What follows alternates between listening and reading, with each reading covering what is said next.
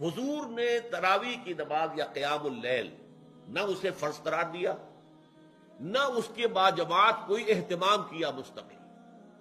صرف 3 راتیں آپ نے جماعت کروائی ہے، اس میں 8 رکعتیں آپ نے پڑھی ہیں کہ جو آپ کا معمول تھا تہجد کا وہ پڑھی، اور تہجد کے وقت ہی جماعت کرائیے۔ یہ ہے وہ حدیث۔ اس کے علاوہ کسی نماز تراویح جو ہے جو ہم پڑھتے ہیں 20 رکعتیں، اس کا کوئی ذکر نہ دور نبوی میں ہے نہ دور صدیق اکبر میں ہے۔ یہ دور حضرت عمر کی خلافت میں ہوا ہے۔ حضرت عمر ایک مرتبہ مسجد میں داخل ہوئے، مسجد نبوی میں، تو دیکھا کہ کچھ لوگ 8 10 12 جو ہے وہ ایک جو ہے حافظ کے پیچھے کھڑے ہوئے اور قرآن سن رہے ہیں، کچھ دوسرے کونے میں کھڑے ہیں، کچھ کہیں اور کھڑے ہیں، مختلف جماعتیں ہو رہی ہیں۔ لہذا آپ نے یہ نظام تجویز فرمایا کہ عشاء کے متصلاً بعد 20 رکعت نماز پڑھی جائے، اور من قام رمضان ایمانا واحتسابا غفر له ما تقدم من ذنبه۔ اب سوال پیدا ہوتا ہے قیام اللیل سے مراد کیا ہے؟ یہاں پہ میں تراویح کا جو پس منظر ہے وہ بیان کر دینا چاہتا ہوں۔ دیکھیے، جیسا کہ ہم نے خطبے میں بھی دیکھ لیا، اللہ نے قیام اللیل جو ہے اسے فرض نہیں ٹھہرایا، تطوع۔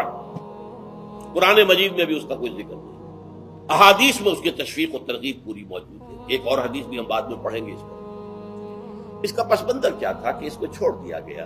اب ظاہر بات ہے مسلمانوں میں کمزور بھی ہیں، مسلمانوں میں وہ مزدوری کرنے والے بھی ہیں، روزہ تو فرض ہے ان پر، چاہے مئی کا مہینہ ہے اور گندم کاٹنی ہے، روزہ تو پھر بھی رکھنا ہوگا، یہ سب کچھ۔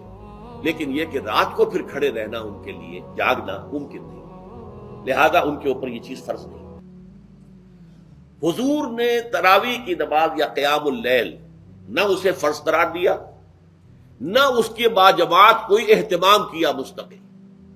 صرف 3 راتیں آپ نے جماعت کروائی ہے، اس میں 8 رکعتیں آپ نے پڑھی ہیں کہ جو آپ کا معمول تھا تہجد کا وہ پڑھی، اور تہجد کے وقت ہی جماعت کرائیے۔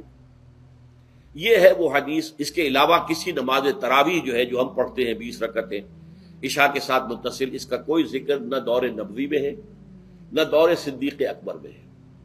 یہ دور حضرت عمر کی خلافت میں ہوا ہے، اور ہم نہیں کہہ سکتے کتنے سال کے بعد ہوا ہے۔ حضرت عمر رضی اللہ تعالیٰ عنہ کی خلافت کا دور جو ہے وہ تو 10 برس ہے، ہو سکتا ہے 5 برس کے بعد ہوا ہو، 6 برس کے بعد ہوا ہو، 12 ہوا ہے ان کے عہد میں۔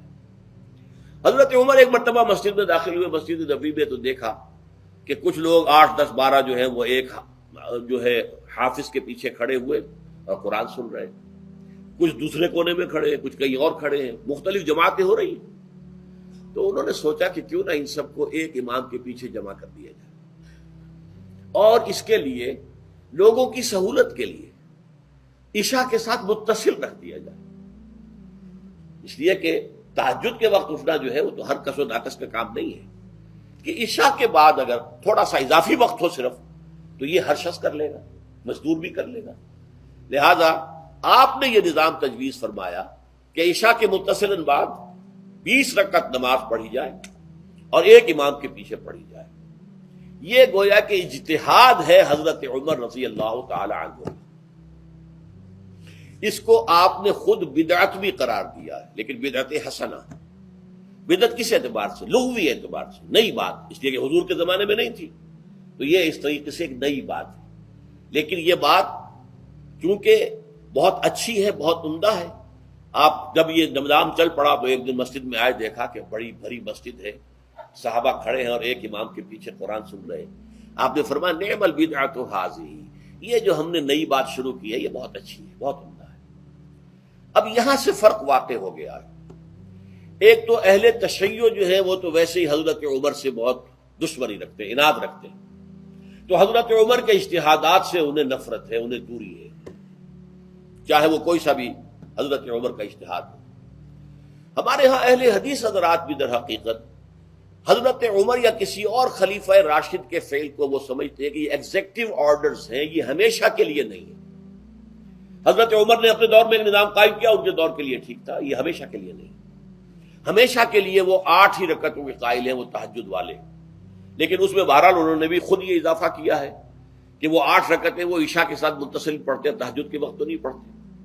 اور حضور نے تو صرف 3 روز جو ہے وہ کرائی تھی جماعت وہ لوگ 30 دن یا 29 دن پڑھ رہے ہیں، تو اضافہ تو انہوں نے بھی کر دیا، وہ نظام میں تبدیلی تو ہو گئی۔ لیکن اہل سنت جو کہلاتے ہیں، ہمارے جو چار جو ہیں، جو ہمارے مسلک ہیں، حنفی، مالکی، شافعی، حنبلی، ان کا اتفاق ہے اس پر حضرت عمر کا، کیونکہ ان کے سامنے اصول یہ ہے کہ حضور نے فرمایا علیکم بسنتی وسنت الخلفاء الراشدین المہدیین، تم پر لازم ہے کہ میری سنت کو پکڑو مضبوطی کے ساتھ، اور میرے خلفاء راشدین مہدیین جو ہیں ان کی سنت کو پکڑو۔ اس اصول سے یہ چاروں فقہیں جو ہیں حضرت عمر کے اجتہادات جو ہیں ان کو بھی پابندی سمجھتے ہیں کہ تمام عمر کے لیے، قیامت تک کے لیے امت مسلمہ پر ان کی پیروی لازم ہے، لہذا اس میں اجماع ہے۔ اور یہاں تک کہ یہ سب سے آخری جو اس میں مسلک پیدا ہوا ہے زمانی اعتبار سے، سب سے پہلے مسلک جو ہے حنفی پیدا ہوا ہے، پھر مالکی پیدا ہوا ہے، پھر شافعی پیدا ہوا ہے، اور پھر حنبلی آخری ہے۔ اور امام احمد ابن حنبل بہت بڑے محدث بھی ہیں، مسند احمد ابن حنبل جو ہے وہ بہت بڑی کتاب ہے، بہت اہم کتاب ہے، جامع کتاب ہے۔ تو ان کے ہاں بھی 20 رکعتیں ہیں، چنانچہ حرمین شریفین میں، سعودی عرب میں، مکے اور مدینہ منورہ میں جو نماز تراویح ہوتی ہے اس کی 20 رکعتیں ہیں، لیکن اہل حدیث حضرات جو ہیں وہ اس 8 کے اوپر اکتفا کرتے ہیں۔ بہرحال یہ ایک اختلاف ہے جو میں نے اس کا پس منظر بیان کر دیا، لیکن اس 20 رکعت نماز سے ادا کرنے سے، جو کہ زیادہ سے زیادہ 50 منٹ یا 1 گھنٹہ لگتا ہے، اس سے وہ قیام اللیل کا حق ادا نہیں ہوتا۔ قیام اللیل کا تو کچھ اور ہی تقاضا ہے۔ قیام کسے کہتے ہیں؟ یہ سورہ مزمل سے واضح ہوتا ہے، یا ایھا المزمل قم اللیل الا قلیلا نصفہ او انقص منہ قلیلا او زد علیہ ورتل القرآن ترتیلا۔ آدھی رات یا آدھی رات سے کچھ کم، یعنی تہائی رات، یا آدھی رات سے کچھ زائد، 2/3 رات، یہ ہے قیام اللیل۔ چنانچہ سورہ مزمل ہی کی آخری آیت جو دوسرا رکوع مشتمل ہے جس پر، اس میں صاف کہہ دیا گیا ان ربک یعلم انک تقوم ادنی من ثلثی اللیل ونصفہ وثلثہ وطائفۃ من الذین معک۔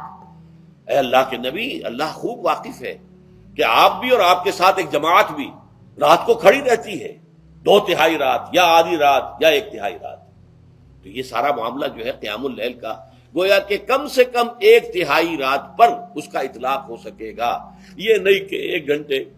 اب کس کے ذمن میں دیکھیے حدیث پڑھیے، تیسری حدیث ہے عن عبداللہ ابن عمرو ابن العاص رضی اللہ تعالی عنہ۔ یہ وہی عبداللہ ابن عمرو ہے جن کی میں نے آپ کو حدیث پہلے سنائی ہے۔ یہ ساری رات کھڑے رہتے تھے، پوری رات، اور ہر روز روزہ رکھتے تھے، جس پر حضور نے منع کیا، لا تفعل، مت کرو ایسا۔ رضی اللہ عنہما، یہ خود بھی صحابی ہیں اور ان کے والد عمرو بن العاص بھی صحابی ہیں۔ ان رسول اللہ صلی اللہ علیہ وسلم قال، کہ اللہ کے رسول صلی اللہ علیہ وسلم نے فرمایا الصیام والقرآن یشفعان للعبد، روزہ اور قرآن بندے کے حق میں شفاعت کریں گے۔ یقول الصیام، روزہ یہ عرض کرے گا اللہ کی جناب میں، اے رب پروردگار، انی منعتہ الطعام والشہوات بالنہار، میں نے تیرے اس بندے کو دن کے دوران کھانے پینے سے اور اپنی شہوت کا تقاضا پورا کرنے سے روکے رکھا، یہ میری وجہ سے روکا رہا، تو میری شفاعت اس کے حق میں قبول فرما، فشفعنی فیہ، میری شفاعت اس کے حق میں قبول فرما۔ ویقول القرآن، قرآن کیا کہے گا؟ منعتہ النوم باللیل، میں نے اسے رات کے وقت سونے سے، نیند سے روکے رکھا، فشفعنی فیہ، تو اس کے حق میں میری شفاعت قبول فرما۔ حضور فرماتے ہیں فیشفعان، ان دونوں کی شفاعت قبول کی جائے گی۔ یہ ہے قیام اللیل۔ یہ قیام اللیل صرف تراویح کی نماز سے جو پڑھ لی جاتی ہے، اور ہمارے ہاں تو یہ ہے، وہاں کم سے کم یہ تو تھا، صحابہ کرام کھڑے ہوتے تھے تو جو قاری پڑھ رہا ہوتا تھا وہ ان کے دل میں اترتا جاتا تھا، اس کا مضمون اور مفہوم جو ہے ان کو معلوم ہے، لہذا وہ اس کی زبان سے نکلا ہوا ہر لفظ ان کے قلب کی گہرائیوں تک اتر رہا ہے۔ یہاں تو یہ ہے پیرٹ لائک حافظ ہے، اسے خود پتہ نہیں میں کیا پڑھ رہا ہوں، اکثر حفاظ جو ہیں وہ عالم تو نہیں ہوتے، اور جو سن رہے ہیں انہیں کچھ پتہ نہیں ہم نے کیا سنا ہے، تو ٹھیک ہے، کم سے کم ثواب تو انہیں ملے گا کہ انہوں نے وقت نکالا ہے، 1 گھنٹہ ہی اضافی صحیح، لیکن بہرحال اس کا وقت تو انہوں نے نکالا ہے، محنت کی ہے، کھڑے رہے ہیں، ثواب ملے گا۔ لیکن جو مقصد ہے وہ حاصل نہیں ہوتا۔ اس مقصد کے حصول کے لیے اول تو قیام اللیل کی کم سے کم مدت 1/3، اگر کوئی شخص فرض کیجئے کہ اس کے ہاں کوئی اور انتظام نہیں ہے، جیسا کہ ہمارے ہاں ہم نے انتظام کیا ہے بڑے بڑے شہروں میں دورہ ترجمہ قرآن، اس میں ہمیں 5 گھنٹے لگ جاتے ہیں، نصف شب کے قریب جو ہے معاملہ ہو جاتا ہے۔ اس میں کیا ہوتا ہے کہ ہر 4 رکعت سے پہلے جو اس کے اندر پڑھا جانا ہے حصہ قرآن کا، اس کا پہلے ہم مطالعہ کرتے ہیں بیٹھ کر، ترجمہ اور کچھ موٹے موٹے نکات کی جو ہے وضاحت، پھر کھڑے ہو گئے اور قاری صاحب کے پیچھے 4 رکعتوں کے اندر وہ 4 رکوع یا جتنے بھی ہیں پڑھ لیے، سن لیے، پھر بیٹھ گئے 4 کے بعد پھر اگلی 4 رکعتوں کے اندر جو کچھ پڑھا جانے والا ہے اس کا ترجمہ، اس کی تفہیم ہو گئی، پھر کھڑے ہو گئے، پھر سن لیا۔ اس طریقے سے 5-6 گھنٹے میں تراویح ختم ہوئی، تو تراویح بھی ہو گئی، حضرت عمر کے اجتہاد پر عمل بھی ہو گیا، 20 تراویح ہو گئی، لیکن یہ ہے کہ اس کے ساتھ جو اصل غرض و غایت ہے قیام اللیل کی وہ بھی حاصل ہو گئی۔ یہ ہم نے 17 سال پہلے شروع کیا تھا یا 18